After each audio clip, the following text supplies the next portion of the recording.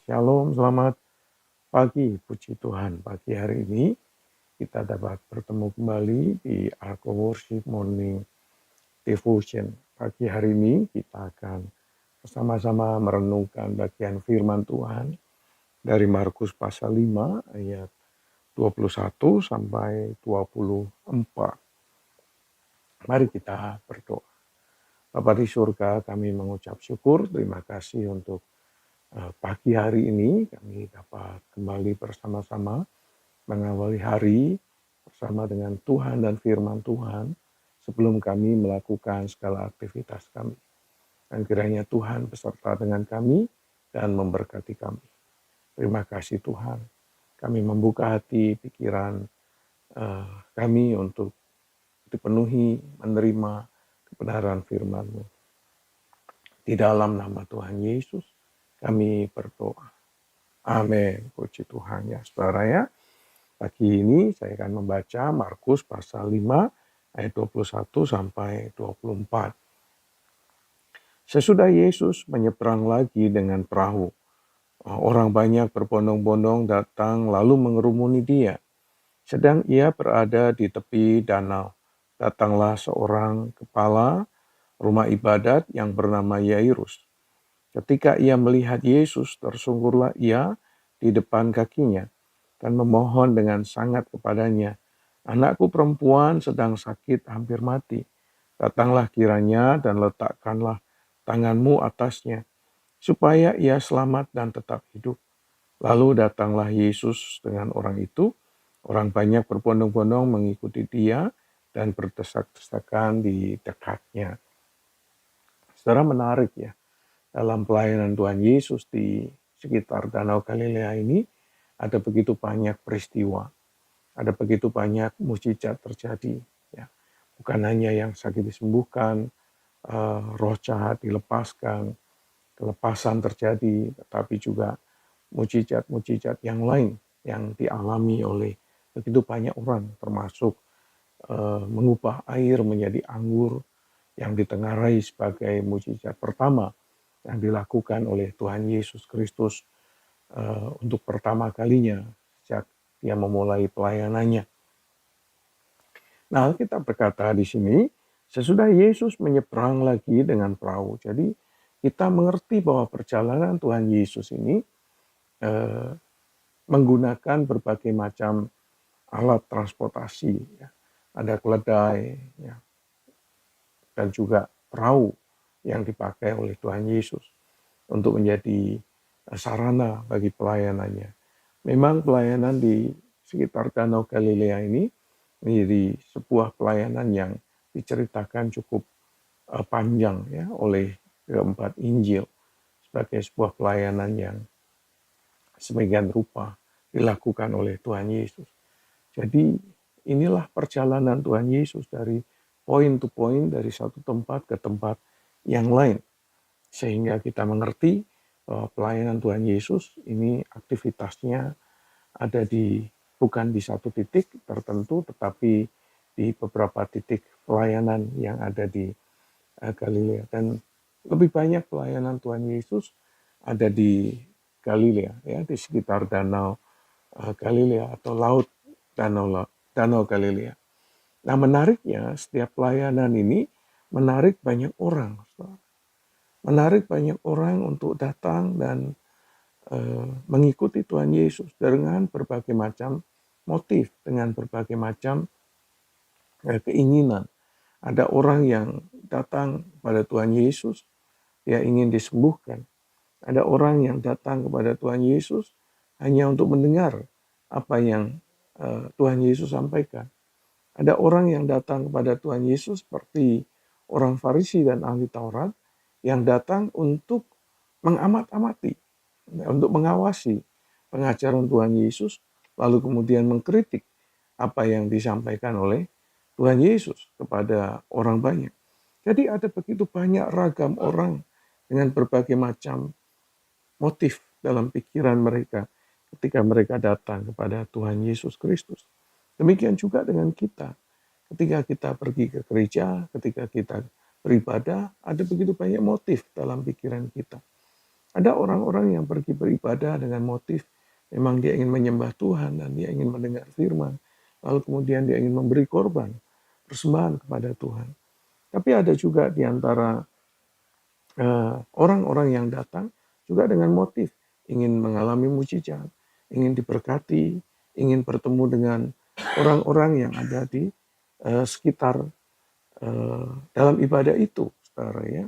Jadi kita melihat ada begitu banyak motif ya orang yang datang kepada Tuhan. Oleh karena itu kita melihat dan kita tahu bahwa dengan berbagai macam latar belakang itulah orang datang. Oleh karena itu ada begitu banyak orang yang berbeda-beda ketika mereka menangkap firman. Ada yang menangkap firman dengan utuh, ada yang menangkap firman hanya dengan sebagian saja, ada yang menangkap firman hanya seperempat bagian. Tapi ada bahkan yang tidak mendapatkan apa-apa karena memang ketika orang datang dalam ibadah itu mereka memiliki berbagai macam motif. Demikian juga ada orang yang datang kepada Tuhan dengan iman, ada orang yang datang kepada Tuhan tidak dengan iman. Seperti yang diceritakan di dalam kisah ini. Ada orang yang datang berbondong-bondong begitu banyak dengan berbagai macam motif, tetapi ada orang yang datang kepada Tuhan seperti seorang kepala rumah ibadat ini yang bernama Yairus. Nah, Yairus ini datang kepada Tuhan dengan sikap yang luar biasa yang tidak dimiliki oleh orang banyak yang datang kepada Tuhan Yesus. Alkitab mengatakan ketika ia datang kepada Tuhan Yesus, di antara sekian banyak orang itu, dia datang dengan tersungkur kakinya. Ya, tersungkurlah ia di depan kaki Yesus. Jadi inilah sikap orang yang ketika datang kepada Tuhan Yesus dengan berbagai macam motif, dengan berbagai macam sikap, dengan berbagai macam iman di dalam dirinya. Ada orang yang datang seperti Yairus ini. Dia datang dengan iman, bahkan dengan iman yang kuat. Kalau kita melihat apa yang dilakukan oleh Tuhan Yesus, karena iman dari Yairus ini. Bukan karena beratnya penyakit yang dialami oleh anaknya. Bukan karena kematian yang dialami oleh anaknya. Tetapi karena iman Yairus ini datang kepada Tuhan.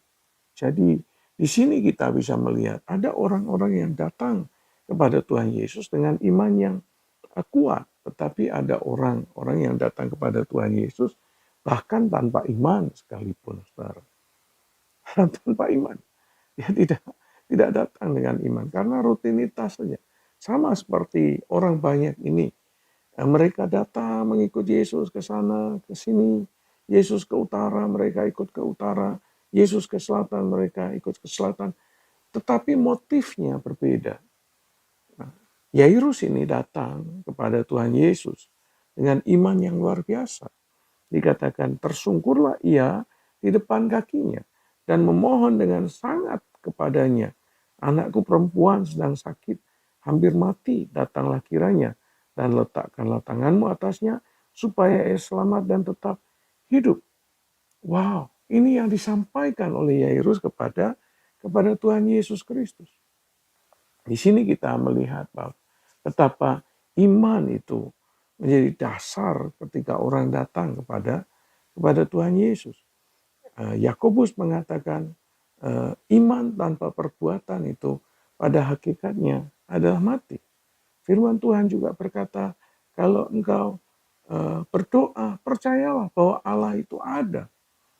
Disinilah keyakinan Yairus itu menjadi bukti bahwa dia meyakini bahwa Yesus bukanlah orang biasa. Yesus bukanlah guru biasa. Yesus adalah Tuhan di dalam kehidupannya. Dia percaya bahwa Yesus adalah Mesias, anak Allah yang hidup. Iman itu menjadi dasar bagi kehidupan kita. Iman itulah yang membuat kita itu menjadi hidup dan dinamis dalam kehidupan yang kita jalani ini. Saya berdoa, saudara, kiranya ketika kita datang kepada Tuhan, kita juga punya kerinduan yang seperti dimiliki oleh Yairus ini. Jadi Yairus ini adalah sebuah gambaran dari sekian banyak orang yang datang kepada Tuhan. Ada 1-2 orang yang datang dengan iman. Nah, inilah menjadi gambaran gereja hari ini. Ada sekian banyak orang datang ke gereja, tapi hanya 1, 2, atau 3 orang saja yang sungguh-sungguh datang kepada Tuhan dengan iman seperti yang dimiliki oleh Yairus. Iman yang menggerakkan Tuhan, iman yang menggerakkan kasih karunia Tuhan, iman yang membuat Yesus bahkan bersedia meninggalkan orang banyak itu untuk datang mendoakan, menyembuhkan anak dari Yairus ini. Saudara, iman itu menjadi dasar yang menggerakkan Tuhan. Kalau kita punya iman, firman Tuhan berkata, kalau kita punya iman sebesar biji sesawi saja, maka iman itu dapat memindahkan gunung, kata Alkitab. Wow, iman dapat menggerakkan hati Tuhan untuk Tuhan itu memanifestasikan kuasanya. Sebesar apa iman kita hari ini? Jangan-jangan iman kita sudah mati, iman kita tidak lagi bertumbuh, iman kita tidak lagi menjadi dasar bagi kita ketika kita berharap kepada Tuhan. Oleh karena itu, saya berdoa kiranya setiap kita menjadi orang-orang yang menggerakkan hati Tuhan, memanifestasikan kuasanya dalam kehidupan kita dengan iman yang kita miliki. Mari saudara datang kepada Tuhan dengan sikap yang berbeda dari kebanyakan orang. Datang kepada Tuhan dengan iman yang sungguh-sungguh, yang melaluinya Tuhan memanifestasikan kuasanya dalam kehidupan kita. Alkitab jelas berkata, lalu pergilah Yesus dengan orang itu yang banyak ditinggalkan. Ini luar biasa. Pelajaran yang ketiga yang kita bisa petik dari perikop ini adalah Tuhan mencari yang hilang. Tuhan menyelamatkan yang hilang. Oleh karena itu dia relakan tinggalkan orang banyak itu. Dan dia mencari anak Yairus yang akan mati. Anak Yairus yang sedang sakit. Tuhan sedang mencari mereka yang sakit dan mereka yang akan binasa. Sebagaimana Tuhan merindukan begitu banyak orang diselamatkan. Oleh karena itu marilah kita menjadi pribadi-pribadi juga yang melihat, memperhatikan, dan menjangkau mereka yang sakit untuk dijangkau. Mereka yang akan mengalami kematian rohani dalam kehidupan mereka, supaya mereka juga mengalami anugerah Tuhan di dalam kehidupannya. Amin. Amin. Saya berdoa kiranya sungguh-sungguh kita menikmati anugerah Tuhan dalam kehidupan kita. Kita digerakkan oleh Tuhan untuk menjangkau mereka yang seharusnya diselamatkan. Beroleh anugerah Allah dalam kehidupan mereka. Di sekitar kita ada begitu banyak orang yang sakit. Ada begitu banyak orang yang menuju kepada kematian. Dan Tuhan rela meninggalkan orang banyak demi mereka yang sakit, demi mereka yang sedang menuju kepada kematian. Saya berdoa kiranya kita sebagai gereja juga memiliki hati yang sama. Menjangkau mereka yang sedang sakit dan yang sedang menuju kepada kematian. Supaya mereka diselamatkan dan mereka memiliki hidup dalam kelimpahan. Amin. Amin. Mari kita berdoa. Bapa di surga, terima kasih untuk anugerah-Mu. Kami bersyukur kami dapat mengawali hari ini bersama dengan Tuhan dan firman Tuhan. Dan kiranya kami dapat belajar berkenaan dengan perikop ini, supaya kami datang menghadap Tuhan dengan iman.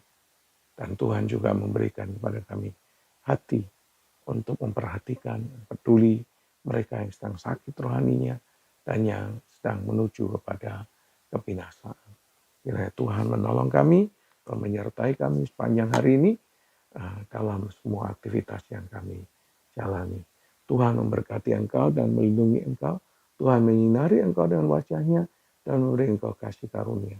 Tuhan menghadapkan wajahnya kepadamu dan memberi engkau damai sejahtera. Di dalam nama Tuhan Yesus Kristus. Haleluya. Amin. Amin, saudara. Puji Tuhan. Selamat menikmati hari ini. Selamat beraktivitas. Selamat bekerja. Tuhan menyertai saudara. Dan hiduplah di dalam anugerah Tuhan. Dan Tuhan membuat berhasil apa yang saudara kerjakan. Amin. Amin. You are blessed.